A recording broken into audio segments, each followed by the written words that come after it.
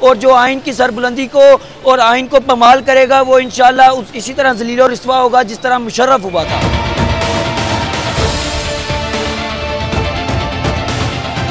लाठी गोली की सरकार नहीं चलेगी, नहीं चलेगी। लाठी गोली की सरकार नहीं चलेगी, नहीं चलेगी।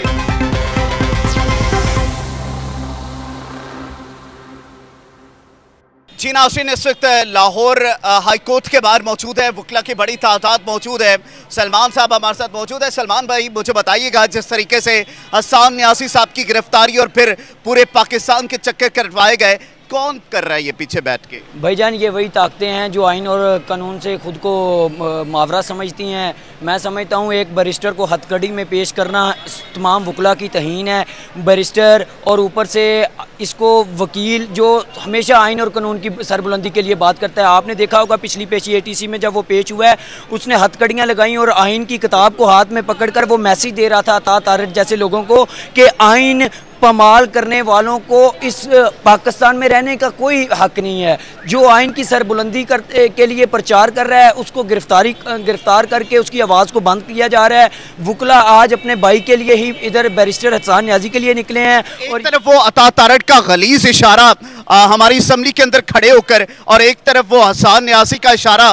तो क्या देख रहे हैं, इस पाकिस्तान के अंदर आइन की कोई हैसियत नहीं है और इस किस्म के गलीज इशारों की हैसियत है? सर, मैं यही तो मैसेज देना चाह रहा हूँ कि अता तारट भी लॉयर है, आज उसके साथ कितनी लॉयर कम्युनिटी खड़ी है। हसन को बाजियाब ना किया गया तो ये देख लें, जब से उसकी गिरफ्तारी हुई है रोज़ वकला प्रोटेस्ट कर रहे हैं, हर बार से मजम्मत आ रही है। सिर्फ इस वजह से जो आइन की सरबुलंदी की बात करेगा, कानून की बात करेगा, वकला उसके साथ खड़े होंगे। वकला हमेशा से ये किरदार अदा करते रहे हैं कि आइन और कानून को ही हमेशा सरबुलंदी होनी चाहिए। तो आपको क्या लगता है कि हसन ने इतना बड़ा क्या जुर्म कर दिया कि उसके ऊपर पहले उठाया गया नामालूम अफराद की तरफ से, बाद में मुकदमा दर्ज किया गया? कौन करवा रहा है और क्या वो इतना बड़ा दहशतगर्द था कि पूरे पाकिस्तान के अंदर चक्कर कटवाए गए? वो हसन को जो उठवाया है जिसने, वो हसन के हौसलों को पस्त करना चाहते थे, वो हसन की ज़ुबान को बंद करना चाहते थे। लेकिन हसन ने जहाँ भी पेश हुआ है, बैरिस्टर हसन न्याजी कोयटा पेश हुआ, इस्लामाबाद पेश हुआ, लाहौर पेश हुआ, उसने कभी भी ये नहीं शो करवाया कि उसके हौसले हमेशा बुलंद रहे हैं। उसने अपने वकला को कहा है कि मुझे मेरी खैर है, अज़हर मशवानी की बात करो, अज़हर मशवानी के लिए पर्चा काटो, क्योंकि वो हमेशा कानून को और अदालतों को हमेशा मानता आया है। हसन ने सिर्फ वकला को ये पैगाम दिया है कि जो आइन की सरबुलंदी के लिए, जो कानून की सरबुलंदी के लिए मैंने एफर्ट्स की जो मुश्किलात बर्दाश्त कर रहा हूँ, ये आपसे भी कल को हो सकता है। आज वकला इसीलिए हसन के लिए बाहर निकले हैं। मैं हसन के ज़रिए भी ये मैसेज हसन के भी को आगे फॉरवर्ड करना चाहता हूँ कि काइंडली अगर अज़हर मशवानी को FIA ने उठाया तो उसका पर्चा लाएँ। हम कभी भी ये नहीं चाहेंगे कि हसन को आज ही रिहा किया जाए। यार, कानून के मुताबिक जो सज़ा है आप दे तो रहे हैं, एक ही पर्चे की सुप्रीम कोर्ट की जजमेंट है, एक ही वकूए की सारी FIRs नहीं हो सकती। ये मुख्तलिफ थानों में अगर कोई एक जज, और हमारे जजेस बहुत साथ दे रहे हैं, जैसे सुप्रीम कोर्ट के जज ने कानून की हमेशा हुक्मरानी की बात की है। जब तक ये जजेस और वकला एक प्लेटफार्म पर रहेंगे, आवाम को इंशाल्लाह इसी तरह आज़ादी मिलेगी। कल के तरफ बढ़ेंगे। कल का जो सुप्रीम कोर्ट का फैसला आया है, क्या देख रहे हैं, आइन की बालादस्ती हुई है कल के फैसले पे?